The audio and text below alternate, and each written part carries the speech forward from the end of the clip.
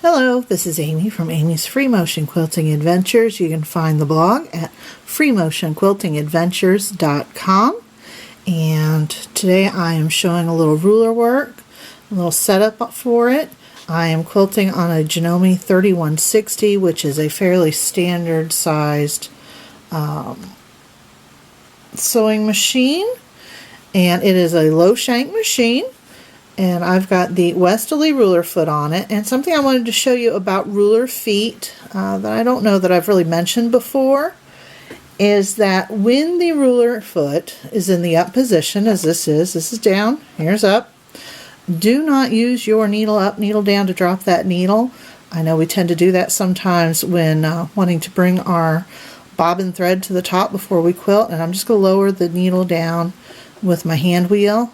And right now it's up against that ruler foot. I can't get a full rotation. So that just shows you this increased height of this foot is not compatible with having the needle down when the foot is up. That's all the way, well, that's not all the way down. I can't lower it all the way. It runs right into it. I'm just going to bring it up. If I drop the foot, of course, I can needle down, no problem. There's plenty of clearance. Just don't want to do it when the ruler foot is up. And I'm just going to bring up my bobbin thread now.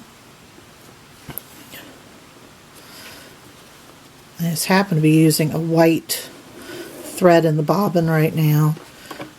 And so you can't really see that. I'm dropping the foot back down. And I'm just going to do a little test stitching to see if I've got my foot set at just the right position. And what I want you to see is that there's quite a bit of jumping up of the quilt top in the foot. It's what we call flagging. It's kind of following up the needle.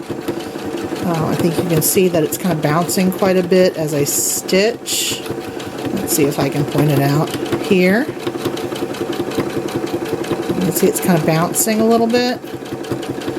And that's telling me that my quilt, or that my foot is a bit too high on this quilt. It is just right barely on there, but I want to adjust it. So I'm going to bring my needle up and get my screwdriver. Now, Westalee gives a little wedge here, and in theory you can put it when you don't have your quilt top in place. I still have my quilt top in place on the bed of your machine and drop your foot on it, and it will help you set the height. I have found for my machines it needs to be set lower. I think that might be individual machine preference, individual quilter preference. So I'm going to loosen the Westalee foot. It just slides up and down the shaft, and I'm just lowering it just a little bit. Now if I lower it too low, it is going to drag on my quilt top, and I don't want that to happen either. So let's drop it down, and here it's not bouncing quite as much, and it's not dragging on the quilt top. If you have your foot up too high, you're going to have poor stitch formation. So now I'm just kind of quilting. It's not pushing on my top. And what I have over here is a marked square, and I'm just going to wiggle my way over to the corner, and I just want to show using some rulers with this low shank machine. Okay, so I am at my corner. I've got a nice square marked with a water erasable marker. And this is a fairly regular thickness long arm ruler. This is a fine line ruler. Lovely little tool.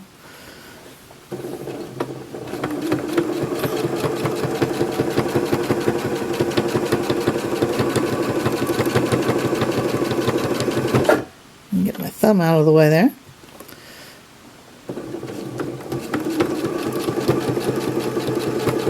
Now I've still got more line to go down and run out of ruler. I just slide it right down, and off I go.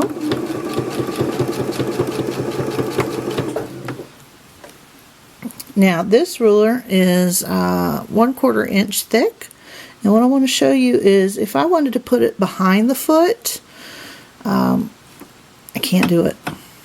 Okay, I lowered that foot down a little bit more, and now it's not going to fit under there.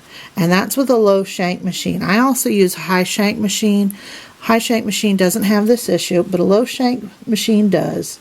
Your presser foot bar, this bar right here that holds your presser foot on, is low enough that it is going to hit the ruler. And additionally, the ruler toe, as I slid it down lower, is hanging off the end of the presser foot bar. I can kind of work it under there, but that is just not ideal for quilting. You've got to shove it in there. That is not good for your machine. So I'm going to show you, Westalee has come up with alternate thicknesses of rulers. Until they started making thinner rulers, so we'd been encouraging people to use a long arm thickness ruler, which is 1/4 of an inch. This is the thickness of ruler that they sell for a high shank machine. Even though you can use standard long arm rulers with most high shank machines, this is what they sell for that. And so I can fit that under there. It still can hang up if I don't have my ruler just nice and flat, work around it. But something I want to tell you is you don't have to go out and buy special rulers to use with ruler feet unless you want a certain shape that requires you to work all the way around your foot. Alright. Now this is the ruler that comes with the Westalee foot, and you can see it's much thinner than the other two rulers. It goes underneath the foot in the back with absolutely no problem. And so that's great. And I'm just going to go ahead and keep stitching my square.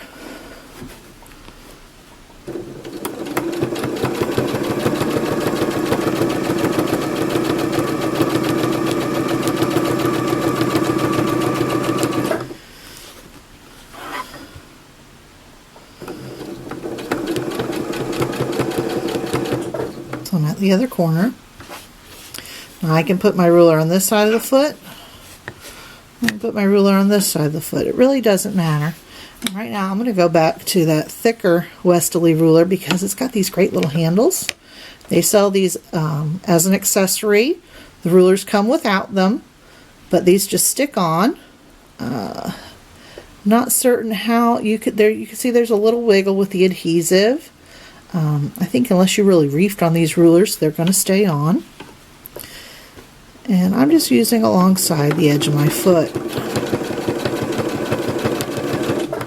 I got a little off track. Let's get back on track.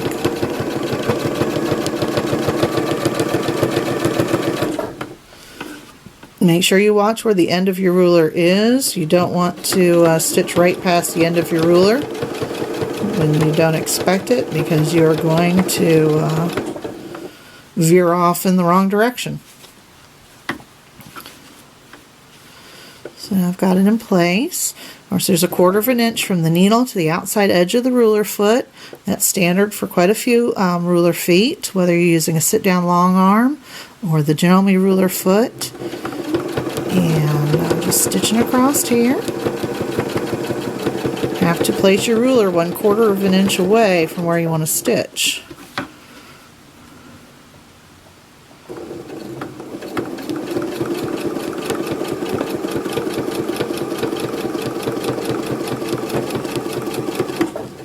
There, I'm back at the center. And what I want to show you is, while you can still use regular long arm rulers with this machine, even though it has a low shank and you can't get it behind the foot, it's fine if I'm going to use it on this side. I'm just going to get it in position. This is a new ruler for me from the Quilted Pineapple.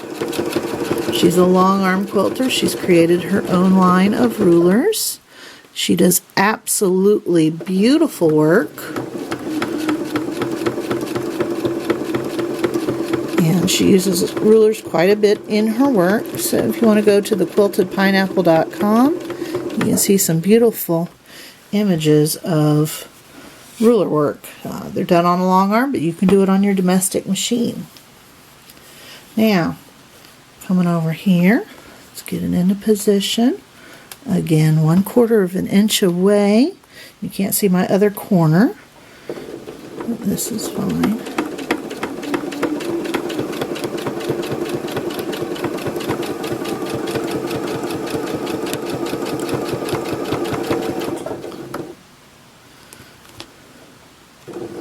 You see how I'm positioning my hands partway on, partway off with my gloves. That helps hold the ruler in place. I don't need any fancy adhesives or what have you. I do need my thread to feed off my spool correctly. I'm having a little problem with that. Now, I can place my ruler to go back up this side, but I can't see what I'm doing very well. Now, because these rulers have the same curve on the outside as on the inside, I can use this inside curve to quilt on my quilt. However, because I can't get this foot under here very well, I am not going to be able to use it on the inside curve. And you can see on an inside curve, it can kind of wrap itself around under there. Now, this curve is not so tight that I can't use it on this foot. I just can't use it behind the foot. You hear that tapping? That's not on the ruler toe. That is on the back of the presser foot bar here. So I can't use it there. I can force it under there, but that's, again, not good for my machine and very awkward. So I'm not going to finish out this square, but I just wanted to show you the different thicknesses of ruler and how you work with them. This ruler, I mean, I can tilt my square and rotate it, and I can run this ruler fine. Well, not right there. I can run this ruler fine across the front of the foot, even over onto the other side, but that's going to mean more manipulation of my quilt. And it is possible to kind of pivot your quilt and your ruler all at the same time when you need to get away from a particular part of the foot, but it's, of course, not ideal. And I also want to show you a tighter curve that I've got here, and you can see how if you use this and you wanted to run it straight up a curve of a seam or something, it could quickly get hung up back on the back of the foot because of that curve. I can only use it till about this point on the side of my ruler before it runs into the back side of that presser foot bar. And this is a standard long arm quilting ruler. It's a 1/4 inch thick, as is the fine line rulers. Long arm rulers are perfectly fine to use. It's just you can't get them underneath the back side of the foot on a low shank machine. Yeah, and I was not very clear before. This one with the handle is thicker. This is a Westerly ruler again. This particular ruler is sold with the high shank Westalee foot. I happen to have a high shank Westalee foot and a low shank Westalee foot because I have a high shank and a low shank machine that I use. This is for the high shank, and I can use this with this machine. If I was using a very puffy quilt, I might not have enough room. It's kind of a snug fit. Let me get the thinner one. This is the thinner ruler that is sold for the low shank Westalee foot. Let me get it so the light, just so you can see that edge. It is thinner. It's about the same thickness as your rotary cutting rulers. It's important to know that should you buy thinner rulers, whether from Westalee or you decide to use your rotary cutting rulers with a ruler foot, it has to be a non-hopping foot. And it has to be a ruler foot, because if there was any hop to this foot and you're using this thin little ruler, it's a very good chance that that hop would put it right underneath your foot.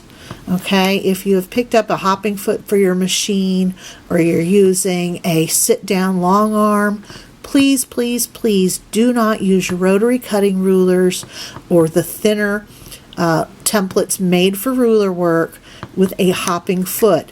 This foot does not hop. It sits snugly on the quilt top, so it's not going to slide up underneath the foot. Because of the height of the foot, it's not going to pop up over.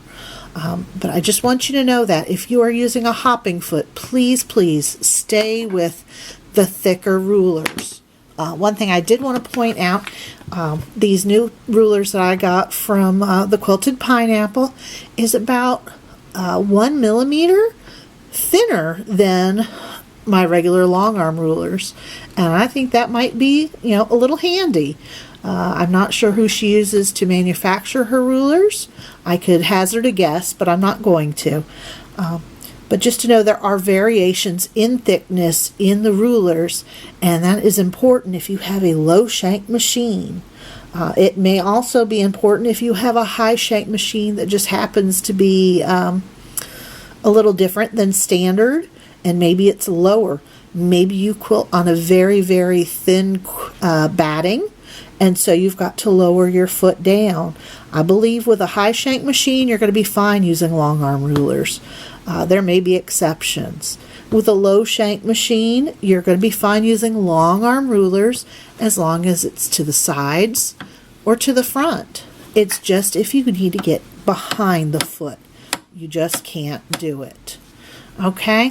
I hope that makes the whole concept of choosing the thickness for your ruler, for your ruler work, for your machines on a domestic sewing machine or a sit-down machine a little bit more clear. And once again, this is Amy from Amy's Free Motion Quilting Adventures. You can find my blog at freemotionquiltingadventures.com. I love to teach about ruler work. I love to teach about all forms of free motion quilting. Stop on by and take a look. Thanks for watching. Bye-bye.